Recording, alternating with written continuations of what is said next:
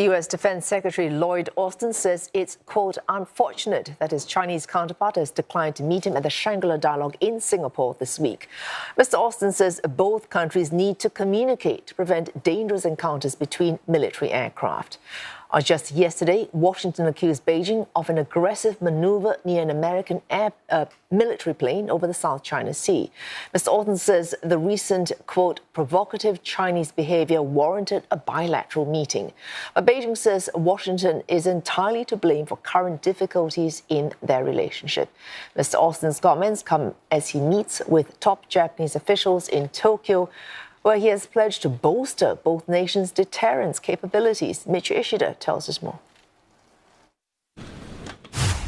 U.S. Defense Secretary Lloyd Austin told reporters in Tokyo that it's important for countries with large and significant capabilities to be able to talk to each other to manage crisis and prevent things from spiraling out of control. This as the U.S. accused China of what it called an unnecessarily aggressive maneuver near a U.S. surveillance aircraft over the South China Sea. I'm concerned about, at some point, having an incident that could very, very quickly spiral out of control. But again, I would welcome any opportunity to engage with leadership. I think defense departments should be talking to each other on a routine basis, or should have open channels for communications. Mr. Austin was in Tokyo as part of his trip to the Indo-Pacific region that also covers Singapore, India, and France. It's the seventh such trip by the U.S. defense chief, which aims to strengthen peace, stability, and deterrence in the region, according to the U.S. Defense Department. While in Tokyo, Mr. Austin sat down with his Japanese counterpart, Yasukazu Hamada, for a bilateral security meeting.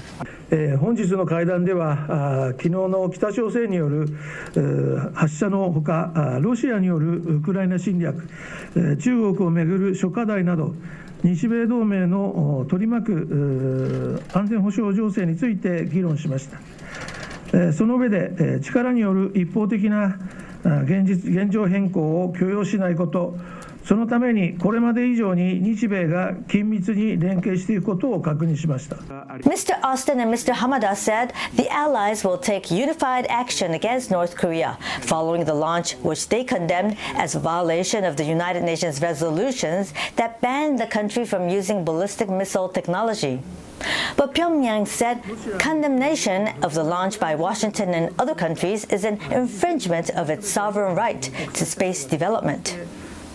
Mr. Hamada and Mr. Austin are expected to meet again later this week when they are both in Singapore for a regional defense forum.